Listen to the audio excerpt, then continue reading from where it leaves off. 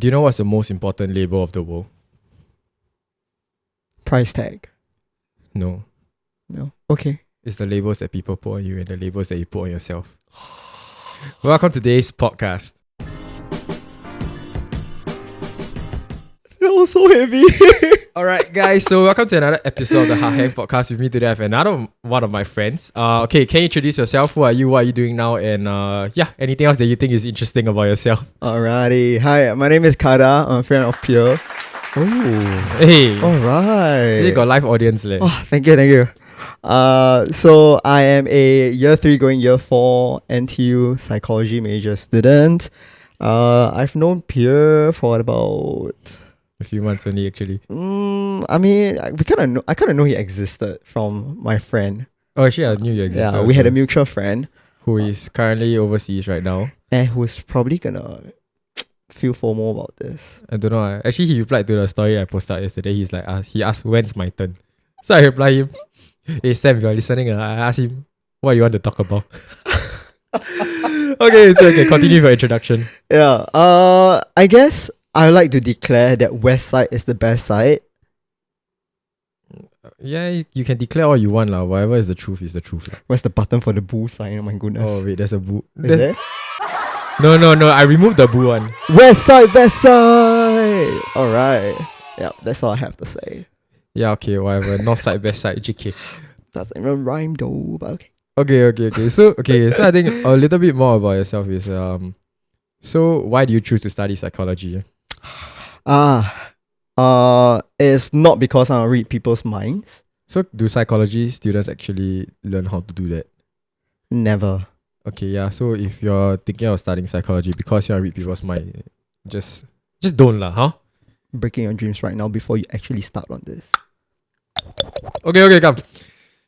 Yeah, so why do you choose to study psych? Right. Chose study psych because I think I'm always interested to know how people develop to become who they are today. Yeah. We are always shaped by many different circumstances, but somehow, one way or another, we have this commonality or universal experience, yet it comes in many different forms. So I wanted to look into that. Should we just do a podcast? Should this episode just be on like why you study psych instead? Oh, why? No. We will see how. Okay, but anyway, yeah. So anyway, today's podcast we're gonna be talking about something that I think is a bit more personal lah. Yeah, a bit more serious which pertains to the topic of what are the labels that others put on us, and also the labels that we put on ourselves. And the reason why we want to talk about this because I think for all of us growing up, we always have labels put on us, whether we like it or not, whether we know it or not. Yeah, and sometimes these labels can be good, they can be bad. They can be labels that help us grow. They can be labels that actually tear us down. Yeah, I think, and the reason why I want to talk about this is because we have been, I won't say we are very, very old, but we have been through substantial things enough in life, I would say, to be able to kind of share about our experiences, how we dealt with them, and hopefully there's something that you guys can take away from if you're dealing with something like that also. Yeah, okay, so when was the first time you realized that there was a label placed on you? When was the first a label placed on you by someone else? By someone else? Yeah. The most explicit one was a primary school teacher. Okay. So the context was this. Yeah. I was a primary 1 kid, scrawny and small. We're bringing elderly to different parts of Singapore on a bus tour. Okay. As a primary 1 kid, you're doing this? We're doing volunteering. I don't know what we're doing. Okay. But we accompanied the elderly, the popo, talked to them. Yeah. On the very last stop was Chinatown. Okay. I remember very clearly. It's the current bus stop for Chinatown. Okay. So the bus coach stopped at that area. The whole time reaching to that destination, I was this poor little kid at the back of the bus vomiting and like dying from motion sickness. Oh no. It was like, you can hear like, there's a plastic bag over there and all that. Yeah. That whole experience was very uncomfortable. Yeah. Not just for me, but for the people around me also. I would think so. Yeah. I'm pretty sure the elderly were pretty worried about me instead of me making a good time for them. Yeah. When I alighted that bus, my primary school teacher then said I say in Chinese? I say in Chinese. Say in Chinese lah. 如果你知道你们会这样，你来干嘛? And he went along with the lines, I recall it being the line of calling me like very weak. Huh? And that was the first time that I had such an explicit label slapped onto me, and I was a 7-year-old kid. Walao. Wow. I know he didn't mean harm per se. Yeah. He is the pretty much your traditional Chinese teacher that's very stern and rigid. Basically the kind of teacher that we grew up with lah. Yeah. Which is quite different from teachers nowadays, I would say. Very different. Yeah, okay. But yeah, so that label itself, right, became, and I had that thought of myself being very weak because I know all along I'm very prone to motion sickness and falling sick all the time. Yeah. Can sense that from my parents, but they don't explicitly tell me, "Oh, no, why you like that? Yeah, they don't do that." So when someone else told me that, it just materialized a lot of things in my mind, and that kind of went pretty haywire for like a very good long running series of years. So like then how do you overcome that label, or how do you remove that label off of yourself? Okay, I must say that this is only something that I've learned in recent years. That's why you study psych lah. Yes. Okay. Partially. I mean, being aware of things kind of helped. Yeah. So think about it all these years, right? What I had was every time I feel nauseous, I go into the cycle of saying, "Freak you leh, why you so weak and all that and all this time." It's really terrible because imagine you're out on a with your friends, right? Having a good time. Yeah. And suddenly you feel overwhelmed by nausea, and then you cannot tell people around. If not, they'll be like, "Hey, are you okay? Are you okay?" And but then, that's okay, what? Yeah, but we're all having a good time, you see. Yeah. Then suddenly you break the momentum. Just imagine going to like maybe USS, for example. Okay. Then suddenly like one of my friends got motion sickness, and then you'll be like, sorry guys, I'm not feeling very well. But okay, I think I'm going to jump in here because I also have very bad motion sickness, in the sense that it's so bad that I cannot use my phone for a long period of time in the car. Ooh. And like last time, genting, Uh-huh. when we go up, I always vomit as a kid. Oh, high five. Yeah, Alright. I got that. Yeah, and when I used to, like, when you travel overseas, then because sometimes you go island hopping, I will vomit on the boat. So I remember this one time I went to Phuket with my parents. I think I was about secondary school. Yeah, I'm pretty sure it was secondary school. So basically we went island hopping. Okay. I did not know my motion sickness was so bad. For some reason, it didn't occur to me that I have very bad motion sickness. So what happened was and the waves are super, super choppy, right? Yeah. I vomited straight into the ocean because it's a very small speedboat. You can hold only, like, let's say 10 to 15 people, right? Yep. So all the more the impact of the waves is there. So so when we stopped to do scuba diving, Okay, not scuba diving, snorkeling, yeah, I vomited into the ocean. All the angmos, right, they jumped straight into the area where I vomited. Then in my head, I was like, I felt bad. No, number one. Number two, I was like, did they not realize that I vomited there? Yeah, but I think because I also have very bad motion sickness, right? But I don't really feel it's an issue. Okay, because that time I went to Bangkok with my own friends. So Bangkok, I did not know this, but Bangkok has a theme park on the outskirts of the city. So we went there, and all their rides, when you go for theme park rides, usually it's the thriller one, like the heights, then they drop and stuff. Yeah, all the fun For some reason, half the rides at this theme park, right, they were the spinny rides. So I cannot take it. So I remember the very first ride we went on was a Viking ride. And I already don't like Viking rides because I know I'll get nauseous, but that was still okay. That was manageable. The second one that was bad, right? Imagine this spinning plate. And on the spinning plates, there are smaller plates that are spinning. And you're sitting on the smaller plate. Yeah, you're spinning like 2-3 times, So I told my friends, okay, I need to vomit. They thought I was joking. Oh no. Then I came down, I ran off to the toilet, I vomited. Yeah, so basically I vomited a second time again on that same day because it was so bad.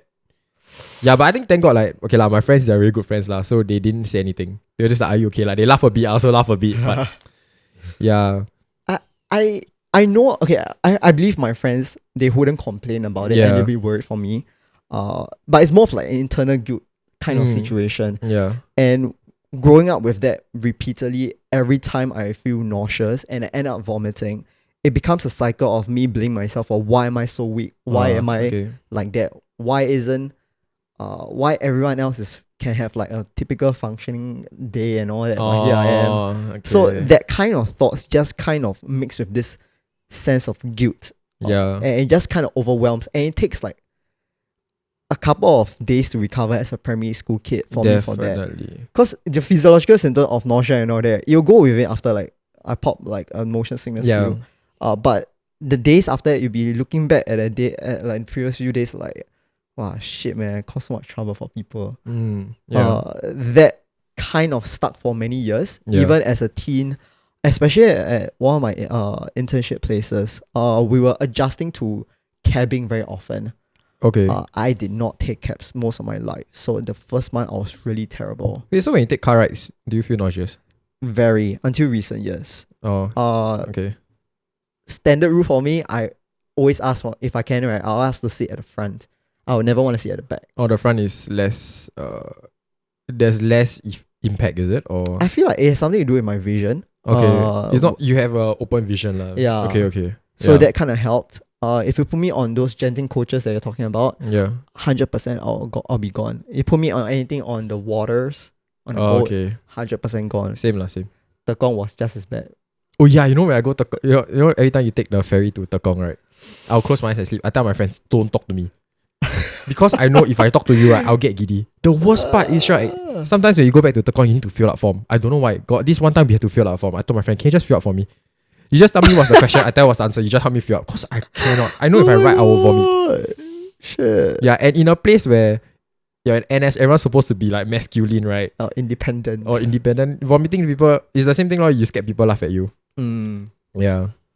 That doesn't bode well for me to have all that sensation. Yeah. It was, I think, as I grew older, and more people were telling me like it's really okay. I think I had one friend that sat me down and tell me, don't blame yourself for this. It's not something you can control. Yeah. I mean, if I was born in another way, I can choose for that, right? I pretty much opt for the button that says no motion sickness right there. Yeah, exactly. But I know these days, I mean, motion sickness is still a recurring thing. Yeah. For me, when I do have those moments, I really need to be present and just acknowledge how shit the situation is. Because there's no denying that I'm feeling that nausea. There's no denying that people around me are reacting to it. Yeah. And there's no denying that this will be a memory or an incident that had happened. Yeah. All I can do is just be in that present moment and acknowledge these things and try my best to calm myself down. Yeah. And only when I acknowledge these feelings that I have and calm myself down, then I'm able to take the next step to problem solve the situation. What can I do to feel less nauseous? Yeah. So it then becomes a routine or a habit that kind of developed in recent years. So right now, if you're in a motion sickness state, I feel like I'll be able to cope with it a lot better than I ever did when I was like a primary school kid. That's good. Yeah. Okay. So that was the first experience you had with a label being slapped on you. Yes. Okay. Then what about as you grew older along like secondary school, poly, and even university? What were some of the labels that you felt? It can be both good and bad. Yeah. So it can cover both both good and bad that you felt was it restricted you or it made you grow even more. So I guess for me, growing up was I think I was doing as a student I'm like average slightly above average. Yeah. So okay, I don't study. I play quite a bit, especially calling him out right now. He did not. I played quite a bit in JC especially my first year. I do thank God I promoted but almost retained. Yeah, but I think but at the end of the day it's because like when it comes to let's say primary school, secondary school and JC, unlike poly and university, it is a one-off exam that determines where you go. So I'm very good at last minute studying. I'm very bad at consistent studying. Yeah, so even up to uni, right, as much as I try to study consistently, but honestly to me it's very difficult because you have like projects, you have other things to handle along the way. So most of the time I just end up last minute studying. Yeah, so I think the label I had was like, okay you are someone that relatively okay with studies. So when I went to uni and I didn't do as well as I thought I would, or as well as people would do, I think the label that I put on myself was you're stupid. Yeah, and I think so I had to struggle with that a lot. I think even in JC because in JC, like I said, in in J1 I was playing a lot. Uh-huh. Like honestly, my JC friends can vouch for this. Like there was this boarding program we had in school. Yeah, that was for a few of us. So we went, right. Then because back then there was a hostel beside my JC. I think it's there now still. But Okay. yeah. So when we went for that program, me and my friend, right, we will play table tennis all the way to 12 a.m. only for the guard to chase us off. Wow, so much energy, but okay. We play until 12 a.m. What we'll do next is, because he brought his laptop, back then I didn't have a laptop lah. Okay. So he brought his laptop, then he torrented a few movies. We'll just watch. We'll watch until like 3, 4 a.m. And then we'll watch until 3, 4 a.m. and stay up and talk. We'll wake up at, I think school started at 7:30. We woke up at 7:15, get ready, rush down. Because the school is right beside the hostel. Okay, but okay. Yeah, so we'll go to school. Number one, really tired. Ooh. And I remember a few times, because some of our lectures are together, because his class is only a few numbers off from mine. So I remember there was this chemistry class. I think it was towards the end of the day already. Uh-huh. Then we were all in the auditorium. I texted him and said, hey, you all sit behind or not? So a group of us went behind to sit. And we just slept. I remember the two of us just slept while other friends were like listening, but the two of us just slept. Just knock out at the back. We knocked out because we were so tired. But the thing is, right, because as a 17-year-old, wow, first time you have so much freedom. So the cycle just repeats. Yeah, because of that, I almost retained in JC. Yeah, but yeah, so because of what I did back then, right, like I also focused on like just playing tennis, just hang out with my friends, just enjoying myself, right. Then I didn't do my homework. I was too tired to pay attention in class. And because of that, I did not perform as well as the rest of my classmates lah. I distinctively remember this during our midterm exams. So for JC, you have 4 subjects, right? Yeah. So basically, 5 lah. 4? Your GP Chinese. GP, yeah, whatever. So basically, out of 80 rank points, because back then they have project work yet, I basically got 6 rank points out of 80. Alright. Yeah. So it was damn troll lah. And so basically my 4 main subjects other than GP, I failed every single one of them. And I remember what my classmates told me like when I got my results, one of my classmates said this. How can anybody get 4 U's? 4 U's means you fail everything lah. Then in my head I was like, dude, what the hell? So number 1, I was damn annoyed. Number 2, I was really super sian about it. And I was like, the comment is so uncalled for, but okay, whatever. Okay. Like you want to say what you say what. Yeah, so then I guess like because of that, I started to think like, okay, maybe I'm stupid. Because after that I study, like no matter how hard I study, right, like I'm not performing as well as I thought I would. Granted that yes, JC is tougher than O-level, than secondary school for sure. But at the same time, I think that whole mentality of, or rather the label of you're stupid stuck with me. Yeah, and I was very shy. I was very scared of like asking questions in class, of clarifying doubts, because it will make me seem even more like an idiot. It just reinforced everything that you have thought about yourself. Everything is just reinforced. And because of that, I think but after over the years, like especially in university, I realized that asking a stupid question is fine. Yeah. Because that's how you learn. And well, I really want to talk about this topic one day, but basically I realized that maybe it's okay, you might say I'm making an excuse or whatnot, but I realized that our education system, right, is not geared towards the whole idea, or it's not geared towards nurturing a mindset of failures is okay as long as you learn from it. Our education system is geared towards no, failure is not acceptable. Do better or else. Yeah. So which doesn't make sense, because a lot of if you look at entrepreneurs, right, a lot of them fail the first time they start something. They have to. Yeah, exactly. You have to fail to learn. But because of whatever, maybe it's intentional, I'm pretty sure it's unintentional, but because of the education system that I've been in up to this point of time, it just feels like, oh, if you fail, people will think you're stupid. But again, whether people do think that is a different thing. But I know there are people that compare like themselves using their grades lah. And I feel it's a very natural thing. We will just go with the tendency, because how else then do you get a benchmark? We don't look at comparing our past achievements and all that. It's natural to tell, hey, this person score highest, or like this person score lower, and then we go around with that. Yeah, but at the same time, it's like, yeah, so basically, okay. Yeah, anyway, bring it back to the point. Yeah. Okay. So I guess after a while, I had to realize that, okay, maybe, especially in like university, like, yeah, so I guess I had to like really learn that, okay, I have to accept the fact that there are people that are better. Yeah. Yeah, and there will always be people better. There will always be somebody that's better than you. You will always be better than somebody. Yeah, so I think that kind of helped with the mentality of you're not a failure, you're not stupid. It's just that there are people better than you. Yeah. And there are some you're just not as smart as you think you are. And that's fine. Yeah. Yeah. So I think that's how I learned to deal with not being as smart. Sorry, that's how I learned to deal with the label of being stupid. That nobody put on me, I think, but I put on myself. Yeah. One thing I know about labels, from my time working at as an intern at this youth organization, is that labels just become something that you believe in, whether it is intentional or not. It just sticks onto you, and your beliefs. If you're going to psych, beliefs forms your behaviors, and it just kind of puts you in a whole cycle of reinforcing things here and there, and it's very hard to break that loop cycle itself until you have that aha realization. Yeah. Yeah. So it's really just a vicious cycle. It is. And it really takes awareness and the very first step for you to notice that something is wrong. Like, this shouldn't be what I'm thinking. Then for you to be able to break out of that cycle itself. Yeah. But yeah. I'm glad you're feeling a lot smarter than usual. No, I still recognize that I'm not as smart as I want as other people.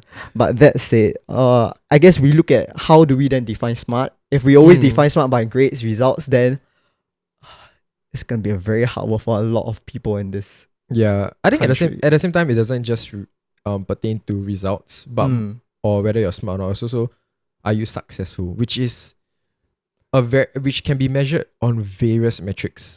Your salary, I don't know how famous you are. Do people respect you? You can also use family as a metrics. Could be. So there are so many different metrics that I think we sometimes fail to see. Yeah. So okay, but we're going off course again. But linking back to the value of that's wanting to be successful, right? Yeah. It is a value or attribute that you want to hold on to. So if it's if it's something you're holding on to, you actively work towards meeting that image or that ideal in mind. Yeah. So it is a lot of weight that you put for yourself for that value that you hold on to. Yeah. Well, but it's a work in progress. We're all work in progress. Yeah. Yep. I think ultimately is when we deal with labels, the one thing to realize is that no one is perfect. No, no one's perfect. Yeah. If anyone's perfect, you're not real. You're probably an AI, yeah. Chances are they're probably existing and watching this right now. I don't care. Okay. What are you gonna do? Terminate me like the Terminator? Yeah. So what other labels have you like grown up with along the years? This is like a reverse label itself. Hardworking. Okay. Okay. I think. Sorry, no, not hardworking. The label would also be smart. Okay. Now I am someone who really wasn't a fan of studying in primary school. Yeah. Didn't know NTNA Express was a thing until the first day of Sec 1 registration, where I see my friends who are from the Express stream sitting on the other end of the hall, and I'm on the other end of the hall. It's like, why are they there? I mean, as a primary school kid, you won't know what. If your parents don't tell you, you won't know and you won't care. That is true, but a lot of parents cared at that point in time. Okay, I guess. So my parents were okay with, as long as I'm happy, they're happy for me. Yeah. So going with that notion itself, I was fortunate enough to be promoted to Express at the end of Sec 1. So when I went there, I had to really work my way to catch up what I missed from the Express syllabus in Sec 1. Yeah. So that became something that it was a necessity. Following Sec 3 and 4 with many other hoo-has in secondary school life, I was pressured to put myself as much pressure to be in that motivated state to study. Okay. So that became a defining impression that I think many people have on me, including my teachers. Yeah. Which is a good thing. It's a good thing, especially if teachers know that you're a hardworking student. Definitely. All the more they will be willing to help you and all that. Yeah. But at the end of Sec 4 O-levels itself, after I finished, there was a deep sense of like being lost, because all I've been working for in that past 3-4 years of studying, I don't know what exactly I'm doing with life. Okay. That label of like, you are doing well, you are smart, you are hardworking, you can get to anywhere. Yeah. But once you remove that starting element, then like I have nothing. Yeah. And that became a huge crisis of my own identity at this stage. Okay. So that label of being hardworking, I think most people wouldn't see as a problem. Yeah. But when you repeatedly tell someone or show the impression that they are, right, they also feel like there's a need, or I feel there's a need to live up to the expectation. And that expectation carries a lot of weight, especially for a young child. Do you feel that it kind of became a burden instead of something that was good? It is. I felt like I wasn't doing it intrinsically. It was Yeah. because I needed to live up to people's expectation of me. Yeah. And true enough, to a fair extent, I did live up to the expectation. But Yeah. at what cost? Mm. So that was something I had to sort it out over the different years altogether. So what was some of the what's an example of like quote unquote the price you had to pay to live up to the expectation of being hardworking? The price to pay for being hardworking. I think people who less likely to talk to me about fun related, like non-school academic work related stuff. Yeah. I do have friends who approach me asking for help with some subjects here and there once in a while, but like it feels like I'm still lonely because I'm just known to be good at studying for certain things, but if I'm looking at friends and all that, it just on my part, it just feels a bit more lonely. Yeah. Yeah. So that's just how I felt of you looking back lah. Yeah. So how do you overcome the whole idea of, or the burden of, I need to live up to this expectation of me being hardworking? What was the turning point that made you realize that, hey, actually, I don't have to live up to this expectation that others has placed on me? I wouldn't say there was a defining turning point, Yeah. but it was more a realization like, why am I putting myself against the likes of others? Okay. Because this is really, it became more obvious over time. You really like wondering like, hey, why must I do whatever people think of me? Why is it that I don't have my own voice and my own opinion on things? Yeah. It became more evident that I don't want to be doing what I didn't want to do on my own accord. Yeah. So over time, where I realized who I am after exploring different things and all that, in areas that I work hard for, it is things that I really want to work hard for. Okay. So small realizations building up over time. Yeah. So the realization came with, again, growth along the years as you grew up, and a bit as like what you said earlier, it came with self-awareness. Yeah. I think that's very good in the sense that I think a lot of us, whether we want to admit it or not, we also kind of want to live up to the expectation that others have of us. And regardless of the labels, I think this is more of regarding quote unquote good labels. And we don't want to disappoint people, be it our family, our parents, our teachers, our friends. Yeah. And yes, I mean, I've been there before because, it's like growing up, you don't want to disappoint your parents. So you just do the best that you can. But like you said, I think after a while, I came to a point of realizing that I can do so many things. I can really put my effort for everything. But at the end of the day, it is still your life to live. Yeah. You are the one living out the decisions that you make. Yeah, you are the one. Yes, your parents or your friends, your teachers can give you advice. And if you follow their advice, I think that's fine. But the thing we need to realize is that you are the one who is executing whatever decision you're making. You are the one living day to day in that decision. Yeah, people can advise you, but they are not the ones that are going to do it. Ultimately, you are still the one that has to make the decision, whether other people like it or not. Of course, we're not talking about like self-harming yourself, but I think it's more of decisions like what you want to study, what you want to do as a career, what are the things you want to pursue. Yeah, even things like whether you want to have a family or not. Yeah. Yeah. So yeah. So I guess I think the whole idea of having labels is something that everyone struggles with, lor. Yeah, and I think the hardest part about dealing with labels is getting over it yourself first. To be able to accept yourself as who you are first. Would you agree with that? Accepting who you are and accepting, like what you mentioned, that no one's perfect. And Yeah. you need not be perfect. And in fact, the more you realize that you can never be perfect, the sooner you come to the realization it's okay to be who you are, where you are at that moment. Yeah. Yeah. Yeah. So I just think like in the world we live in, right, it's so easy to want to strive for perfection, to have that glamorous, okay, not glamorous, but that like almost seemingly good life. That comfort life itself. Yeah. Yeah. Yeah, I think because I would say like the biggest contributor is social media. Because you always like technology. whatever we post on social media is really just the good parts of our lives. And as an individual who uses social media, you will see that, oh, everyone's having a good time.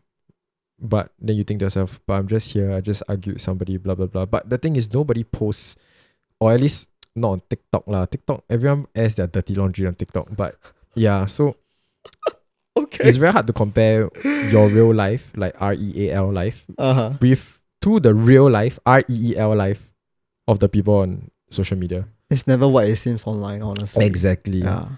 Yeah. All right. So we talk about a bit about the labels that we struggled with. Yeah, and how we kind of dealt with them. So I think what is one thing you would encourage and advise those who are dealing with their own labels right now? I'll say, first of all, you are alright by yourself. Yeah. Like, you're okay with who you will be okay eventually. Even if right now things don't look like it. It's eventually you'll come to realization that those moments were also helpful to letting you to grow to become a bigger and better person. Yeah. And onto the whole value labels itself that you may have upon yourself, I'm in no position to tell them, take it off. It's not something you can just rip it out. Yeah, we're all still dealing with our own labels lah. Yeah, it's just ways that we kind of cope and adjust with it. So with that, allow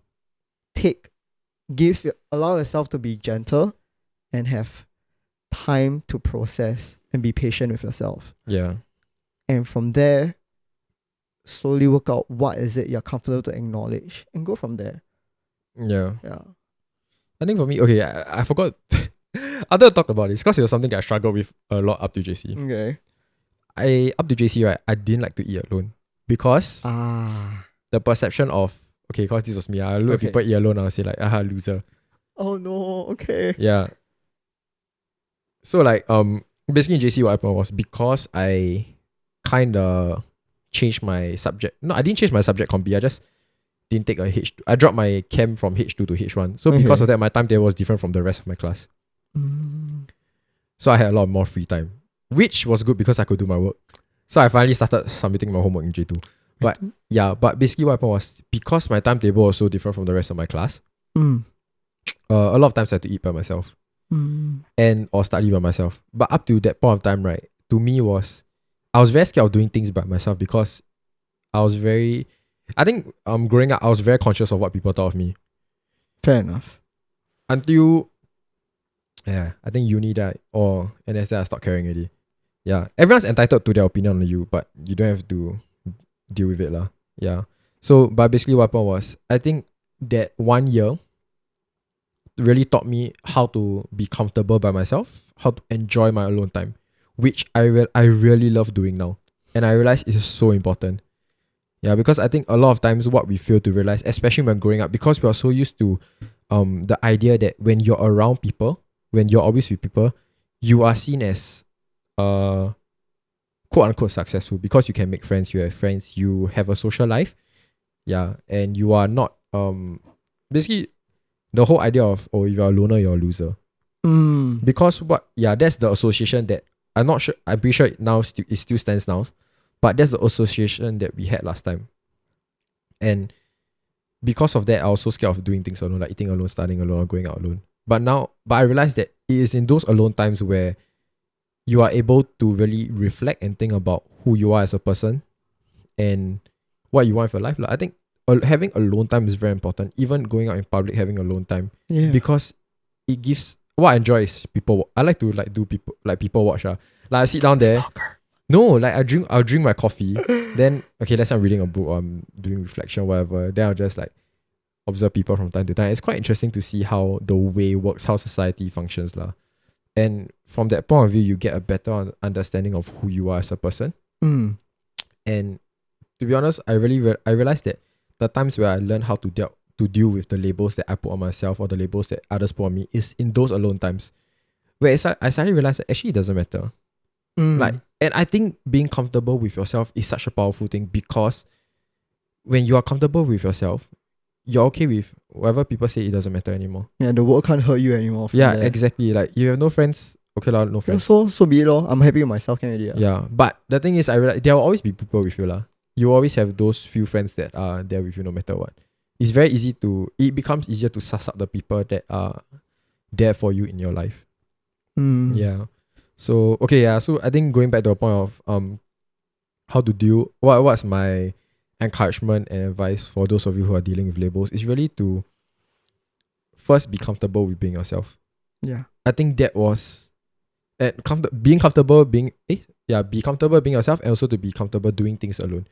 I think that was really the turning point for me in a lot of things. Yeah. So yeah, and don't expect yourself to not have issues with the labels that people put on you or the labels that you put on yourself. Because I think in every stage of our life, be it whether you're studying, even when you go and work next time, when you have your own family, I think there will always be labels, lah. Yeah, and learning how to deal with it now doesn't mean that I prevent people from putting the labels on me, or prevent myself from putting labels on me. But it's more of learning how to deal with it when it comes, and recognizing it faster, and learning how to get over it faster. Yeah, I think that's the goal, to not be so affected by it over time. Yeah. I think just to add one final part, we have been talking about labels being put onto ourselves. Yeah. But I think it's important to recognize what are the labels we give to other people also. Oh, yes. So do be careful with your words on what you tell of others, especially on a repeated basis.